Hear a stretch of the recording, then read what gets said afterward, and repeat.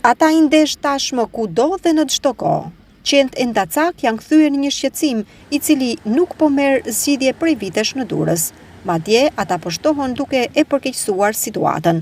Pamjet e marra gjatë këtij fillim muaji prill tregojnë se qentë nuk janë më shqetësim vetëm për qytetarët, por dhe për gujtat turistike me të huaj në qytet. Kjo gujt është përballur në sheshin Liria me këtë pamje. Tufat e qenëve të cilët lëvizin grupe, shpesh friksojnë të gjithë, madje dhe turistët. Nëse vite më parë, ky ishte një problem që kishte të bënte me zonat periferike, prej kohësh qentë shihen në qendër të qytetit, në bulevardet kryesore, në zonat e plazheve, por jo vetëm. Mes tyre nuk po ndodh dallim nëse janë të regjistruar si Ndacak me shenja dalluese apo edhe me të tjerët të cilët janë shtuar rishtas këtyre tufave. Paniku ndër qytetar është në rritje, pasi në disa raste janë shënuar dhe incidente. Qentë mund të sulmojnë njëri tjetrin dhe ç'është më rrezikshme, ata mund të sulmojnë banorët apo turistët e shumtë që shihen në qytet.